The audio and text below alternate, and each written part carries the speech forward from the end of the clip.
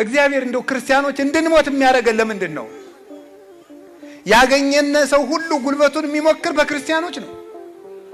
ጉልበት አለኝ የሚል ሁሉ መግደል እንደሚችል የሚያረጋግጠው እኛን በመግደል ነው። የክርስቲያኖችን እንኳን ትልልቆቹን ሕፃናትን አንቆ በመግደል ጀግንነት የሚመስላቸው ሰዎች ናቸው አሉ። የ2 ዓመት ሕፃን ሰምታችኋል? ሰሞኑን የታነቀ የ2 ዓመት ሕፃን ይታነቃል? ትልቅስ ቢሆን ይታነቃል? ነውር አይደለም እንዴ? እና እንደዚህ ከሆነ እግዚአብሔር ለምንድን ነው ዝም የሚለን? ለምንድን ነው እንድንሞት የሚያደርገው? ልንገራችሁ የእግዚአብሔር ቤተሰቦች፣ አልሆንለት ብሎ ነው? ለኛ ስለማያዝንልን ነው? ባያዝንስ ቢያንስ ለ2 ዓመቱ ሕፃን ያዝነው? እኛስ መቼም በደለኞች ነን። ለምንድን ነው እግዚአብሔር ዝም የሚለን? ታውቃላችሁ? ሰማዕትነት የመንግስተ ሰማያት መግቢያ በር ስለሆነ ነው። እስኪ በሉ ሰማዕትነት በሉ። የመንግስተ ሰማያት ምንድን ነው? መግቢያ በር ነው። ስለዚህ ክርስቲያኖች የክርስቶስ ልጆች በመሆናቸው ሲገደሉ እግዚአብሔር ዝም የሚለው ከዚህ ከዳተኛ ዓለም ወደ እውነተኛው ዓለም ሊወስዳቸው ስለፈለገ ነው። ወደ ቅፉ ሊሰበስባቸው ስለፈለገ ነው።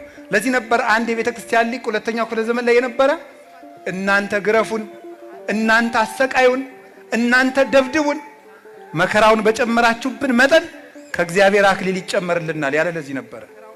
ክርስቲያኖች በተገፋን ቁጥር ለዚህ ነው የክርስቲያኖችን ደም ጨክኑና አብዝታችሁ እንደ ጎርፍ አፍስሱት ይፍሰስ፣ እነሆ ያ ደም ዘር ሆኖ ሌላ ክርስቲያን አብዝቶ ያበቅላል።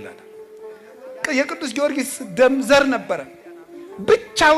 ብቻውን ሲገርፉት ሙቶ ሲነሳ ተመልጥ ምን ያለን እያበራ ቦግ ሲል ፊቱ የዛን ጊዜ የንጉሱ ሰራዊት በሙሉ እኛም በዚህ ሰው አምላክ አምነናል ይላል። የሰማዕታት ደም ዘር ነው፣ አፍስሱትና ሌላ ክርስቲያን ያበቅላል ያለ ለዚህ ነበረ። የመንግስተ ሰማያት መግቢያ በር ነው። ታውቃላችሁ? የግብፅ ኦርቶዶክስ ተዋሕዶ ቤተክርስቲያን የዘመን ለመለወጫ የምታደርገው ዓመተ ሰማዕታትን ነው። አዲስ ዓመቷን የምትጀምረው ሰማዕታት ብዙ ክርስቲያኖች የተገደሉበትን ዓመት ነው።